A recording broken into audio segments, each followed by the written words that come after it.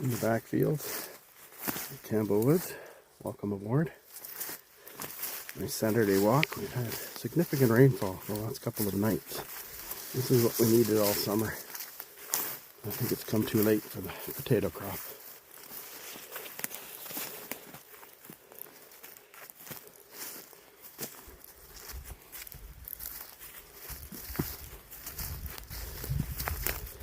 This is soybean, and look at how dry this is. This is not even close to where it should be. This should be bright green and another couple of feet higher. Wow. Soy has always been the best crop. And you can see these beans look pathetic. Oh my goodness.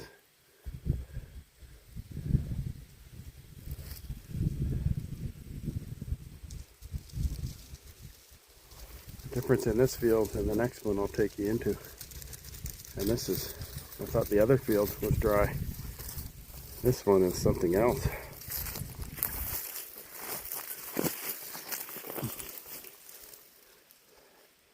Okay, Hamish, let's go.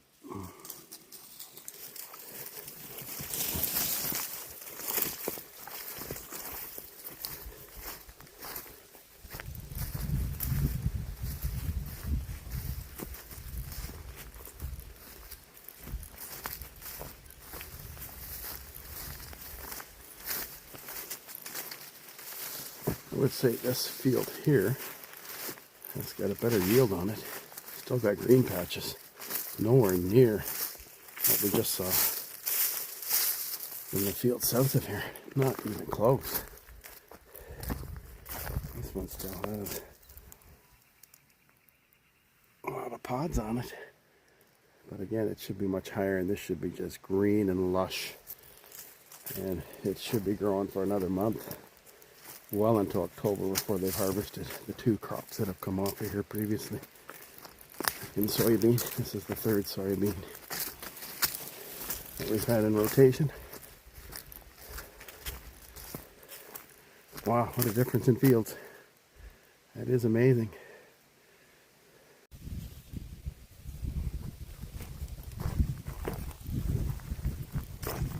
This is the last soybean field. It gets a lot of sun too, but it's still better than the previous field I showed you. And it's just getting some good smells there on the wind. Lots of birds on the dam. The dam is just below us here. Trout fishing, world-class trout fishing. Well, we didn't have as good a season this year. We're only out a half a dozen times. We kept a few this year. The previous season, every time we went out, we got trophy fish and released them all. There's no need to keep a big trout. Let it live on and breed. Which they're doing right now. The season is closed, except for single barbless fly fishing, which we may get next weekend on the dam. We'll see. Hey Hamish, what do you think?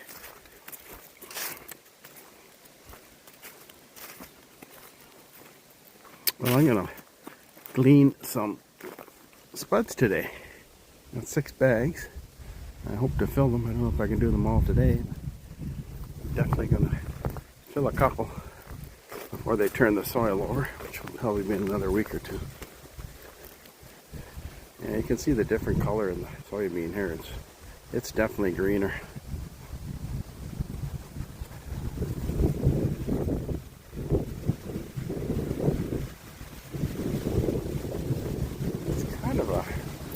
South wind, but we had the weather system overnight. Yeah, southwest wind maybe. It is going to warm up, so it's going to warm up overnight. Still put a fire on, I think, tonight. We had a good one last night. Just takes the damp out. It is a nice thing to have on a cool night.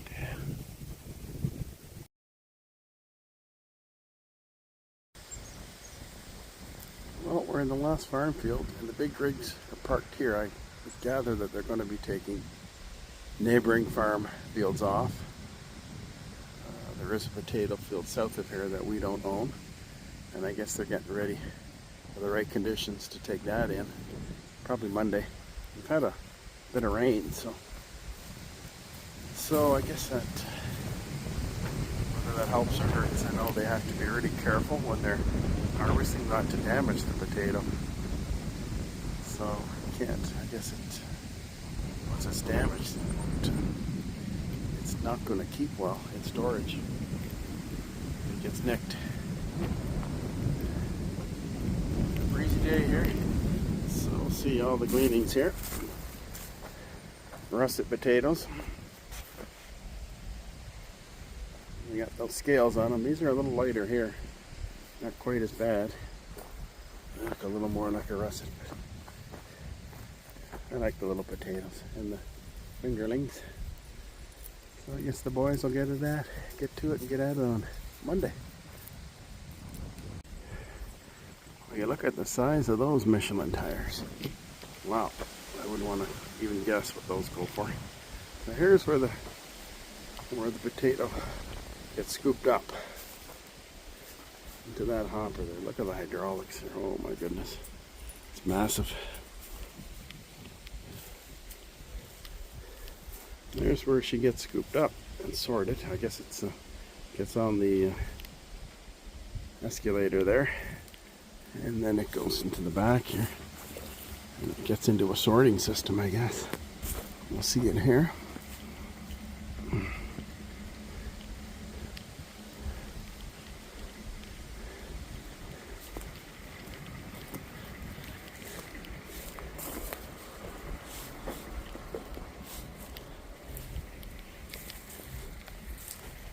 This is the back end of this farm implement. And then it goes. I guess it gets sorted here on this escalator. This conveyor sorts it. And then this adjusts it and either lets it go up to the hopper or spits it out if it's not the right size. It goes back into the field, and then it gets loaded up there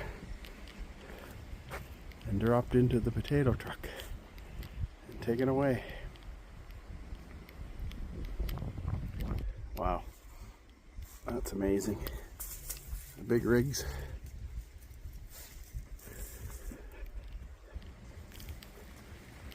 This is the last farm field facing south on the farm property. And it's been harvested till next spring. I think there's soybean going in the whole farm next spring in April, May.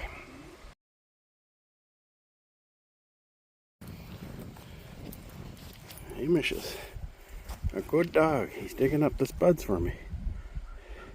You're getting some spuds, Hamish? You're digging up the spuds for your daddy?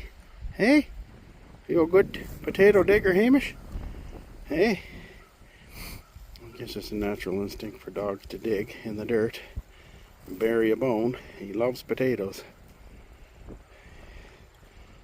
He's an island dog, that's for sure. Well, it didn't take me long. It did not take me long to glean a bag of potatoes. I was just smelling some more potatoes. Maybe you can find some truffles there. Hamish, under the oak tree maybe. And there's the field. It's amazing, this little section here where they didn't get the potato harvester over it, was just loaded. Probably 100 potatoes there in this little 20-foot square section. It's certainly turned into a beautiful fair day today. And I've been gleaning potatoes in the front field. We've got 4 large bags and 2 smalls.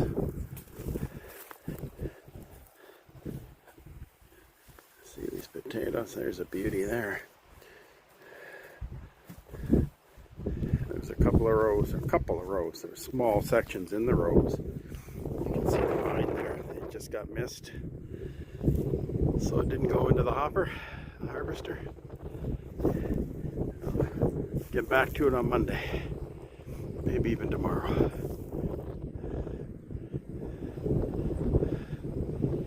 That's a good haul, I think. First day gleaning. Oh, I'm in the root cellar, and this is where we store our potatoes. We had this all sealed last April, fire protected and weather sealed. A little wine cellar here too, and I got the wines upstairs. I'll bring them down, and this is where I hang the potatoes just to keep them off the ground. We've had a bit of leak here, and I think it's from the washing machine, because it's right above it, and we did have a problem with the hose there on it. We'll get our wines back on the rack there. We've been plowing through some vintages. That's okay. So we got 4 big bags, 2 small ones. That's a good start. It's probably more than enough to get us through winter. But we're gonna probably go out on Monday and get some more. Walk up these stairs here. Out. The cellar was built with the farmhouse 180 years ago. So there you have it. And here's the rest of my potatoes. Right here. In the wheelbarrow.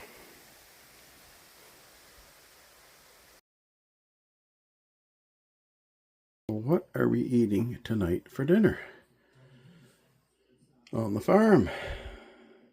Well, we've got some farm ribs, which we're going to do. And we're going to get some pumpkin ale off the tap from Gahan Breweries to marinate this with.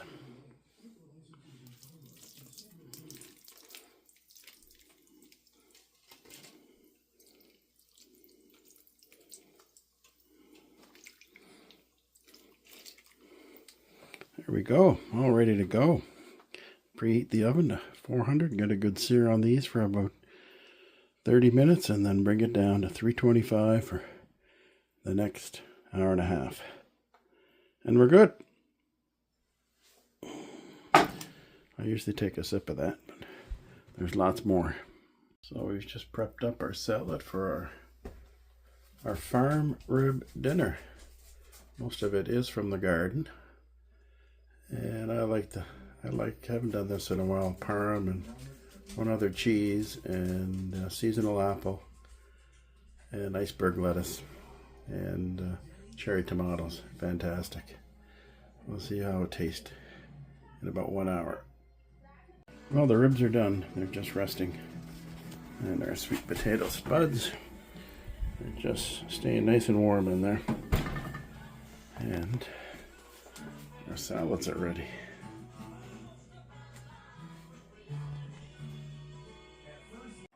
Well, the farm ribs are up and they're ready to be eaten. Mark's loading up on his dressing. I've already done that. My Catalina, the Russian, my favorite. Sit down to a Saturday night rib dinner.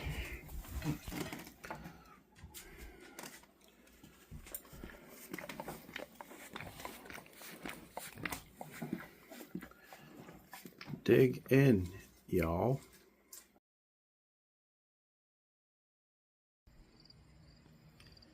It is a perfect afternoon here. 17 degrees, with no wind, and lots of sun. Just enjoying this Sunday afternoon on the family homestead with a nice pumpkin ale.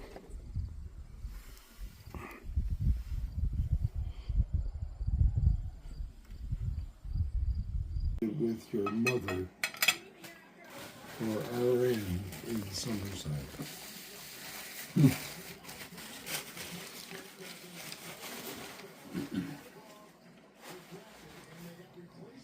So she was not nursing, or it was done after She went into nursing after. This fine late September morning, we're doing some potato gleaning. And every so often there'll be a clump at the end of the row here. And it's got big potatoes in it. Let's see what this one has.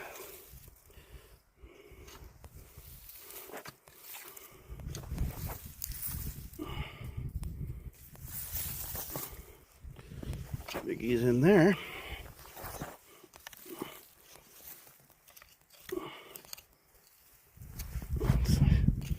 Potato vine.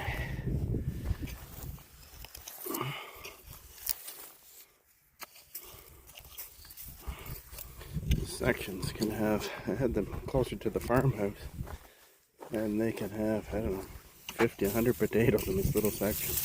Oh, I like the big ones. I like the big potatoes. There's a beauty there.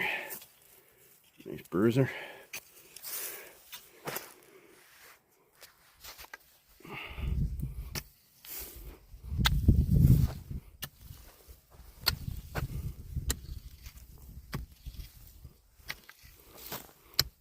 This should fill my bag up. Oop, kind of wrecked that one. Be careful, it's not really the right instrument for this.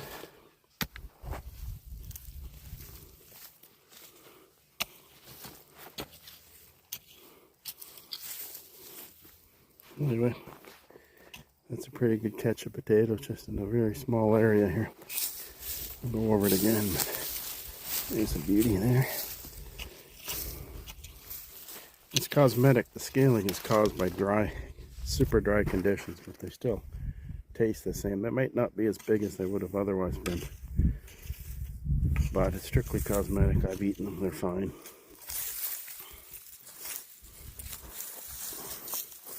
Even though we've just been in the ground too long, I think. It's over 150 days in the field is probably not good. Now we'll get these spuds picked up and carry on. There's Hamish helping me dig. You getting some good in there, Hamish? You a potato dog? He loves the spuds. Here at the Campbellwoods, we're gonna try and fillet a 23-inch sea bass that I caught last night. And what we're gonna do is make an incision behind this pectoral fin at 45 degrees, and then we want to take the filleting knife, it sits under the gill plate here, all the way down around the lateral, or the dorsal area of the fish, right down to the end. And then we want to cut it back on the top. You separate it on both sides, and then you cut the bones out all along the top, down through the breastbone, and then you fillet it here. Take the skin right off. We'll see how we do. I've only done it a few times, so I'm not an expert by any means. We'll see how she goes. And there are my striped bass fillets, 4 of them on a 23-inch striped bass, and they've been prepped and cleaned, salt added, and now they're going into the deep freeze. And hopefully we'll have these next winter, or this winter coming up. In the last farm field here, and the potatoes have all come out, and if you look here, you're going to see a white tinge.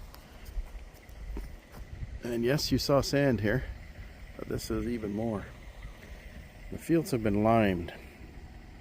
I guess they have to put lime in to help future crop rotation, especially with potatoes. They take a lot of nutrients out of the ground, so they've done the liming everywhere. And this last field here has been harvested and limed. It was definitely a difference in the potatoes in this field for some reason.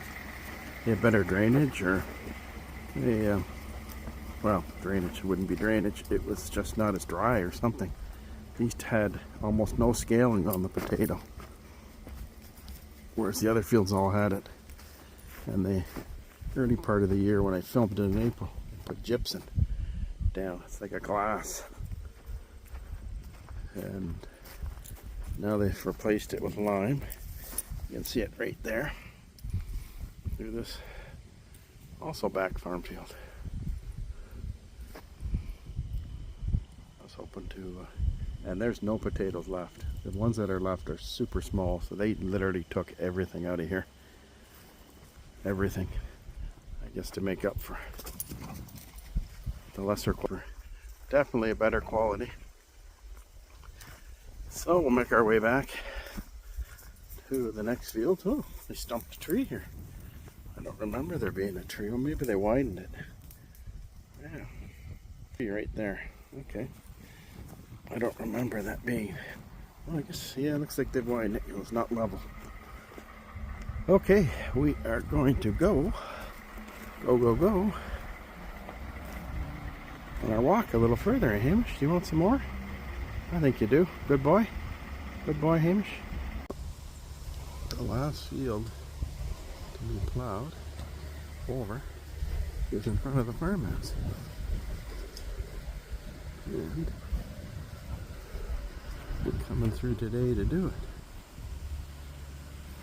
We walk back, get a look at it, and that'll put it to bed for winter. You see the farmer there, getting it all done nicely in his big rig.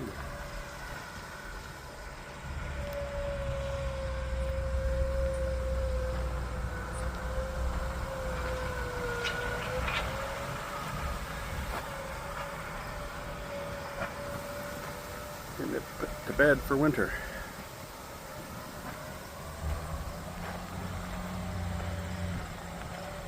I think the soybean will be in here next year. That'll be the 6th crop rotation.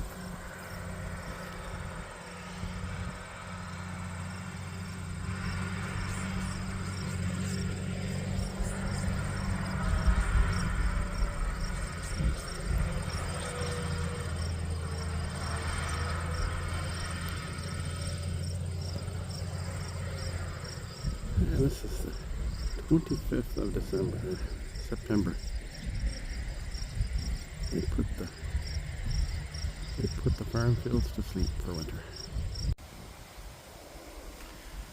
So we're now into our wood preparation for winter. And this is my grandfather's old shed they used for wood storage. And I've got about 24 loads, wheelbarrow loads of wood in here. I can top up a little bit, but I don't want to get too crazy. And it's in there pretty good. It did partially tip on me last year. Gotta be careful. It's a lot of weight of wood. You don't want to get pinned in there. And we'll get it up just a little bit higher in here. That's kind of our ceiling room.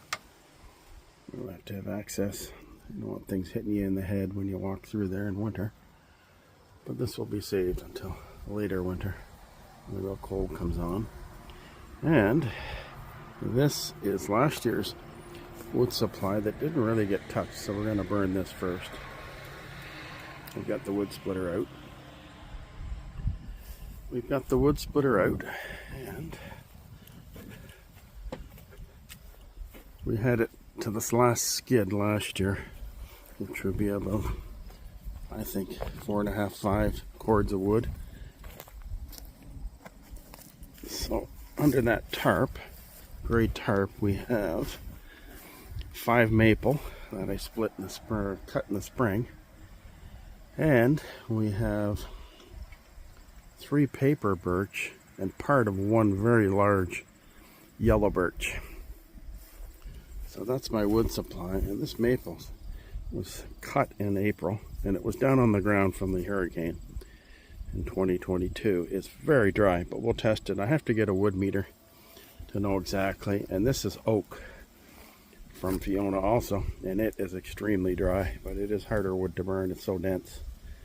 So I think my strategy will be to just rebuild this end, get it up as high as the shingle level there on the shed, and take it back, get this stuff all cut up and moved to the center, And this is, I'm still not sure on the supply, so I think I'll pack it in the back.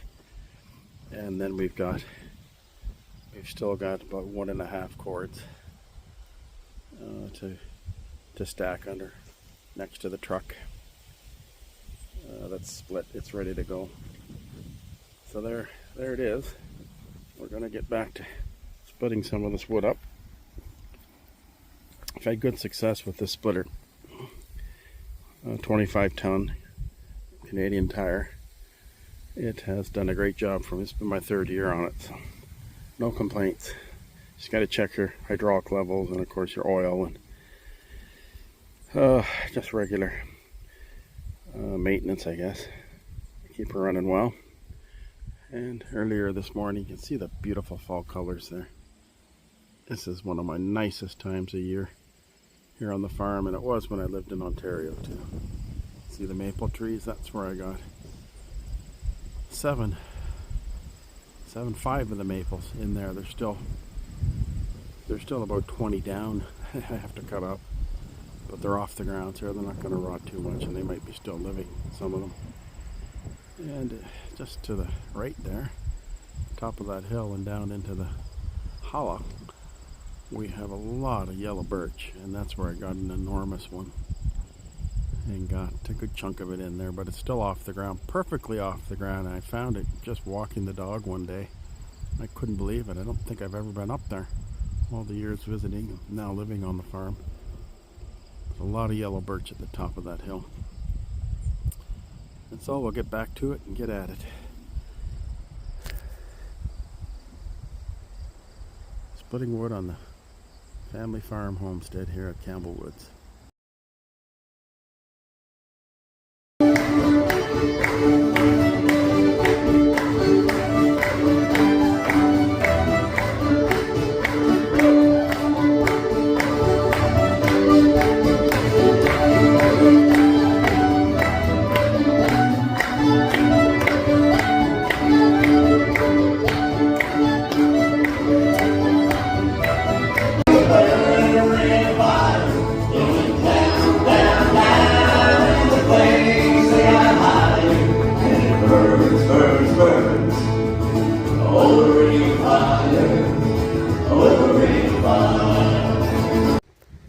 Well, we're in the first farm field. Potatoes have been taken out. There's a few left that weren't picked up, which is normal. And they don't waste any time. They plowed it, and now they've got rows of winter wheat in here. So this is planted now, and it will be harvested in late July, early August. We've had one rotation of winter wheat so far, and I think it was a good one. It's nice to see that blowing in the wind. The only restrictions for us is that we can't get our pickup truck back in here anymore, at least to the top of the hill here. We can still get some wood out of there, and there's a big yellow maple I have to finish cutting from April, but the rest of the farm will be blocked off pretty much. They don't waste any space with this crop. There was a lot of separation in the potato crop that just came out. You could get in, and they have drainage requirements. But the winter wheat, they're using every square inch,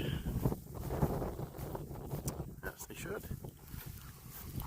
There's 20 maples that went down. You can see them kind of there in that forest. I still have to take out. I took a couple out already.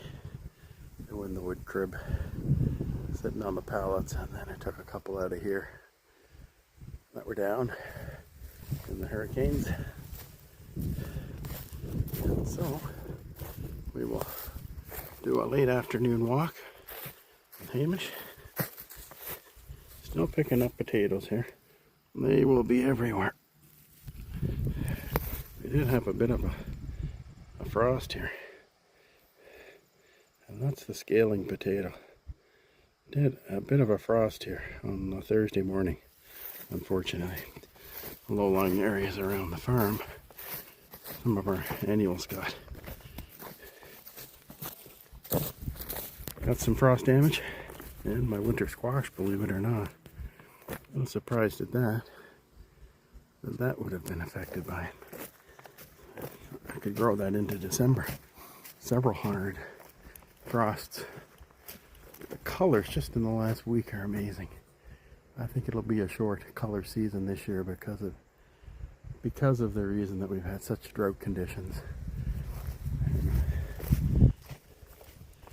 So we enjoy them. We will enjoy them while we can. Absolutely. Gonna make our way to, don't know what farm field I'm gonna take English to. He's been getting some really good walks. I've been missing my exercise, but he's been getting 4-kilometer walks. I drive in the truck. Not so good for me, but great for him. But he needs that every day. He's getting his zoomies out now. You do notice the difference. 2 days without walking and he's wound up. He's got to go. So here's farm field 2 and 3. And oh boy, look at the potatoes. They're coming up. I thought they would have plowed them a little more under, but you see the tops of them there. I'm glad I did my gleaning last weekend because they did not waste much time. Other years they did.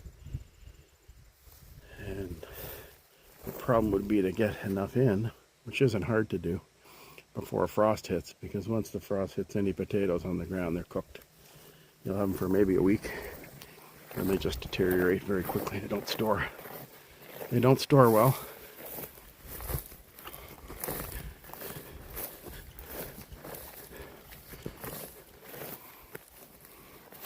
Boy, those are beautiful maples there. Beautiful colors. We may get up here tomorrow and finish off that yellow birch, just get it rounded up, and I can still get the truck up to the other side of this hill here and get them down, even to the side. I was doing it last April. I can pull them out of there, bring the wheelbarrow up, and load it up.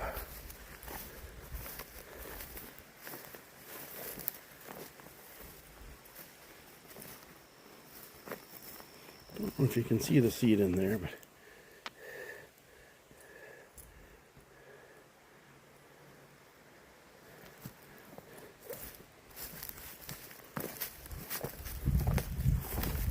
ooh, the weeds are wild.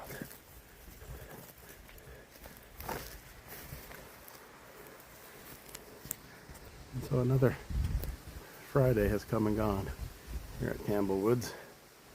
So we'll sign off with you until next week. It is muggy today. I got to tell you, it's like pre-hurricane weather.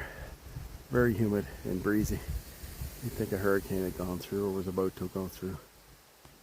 So we'll see you till next week. Over and out.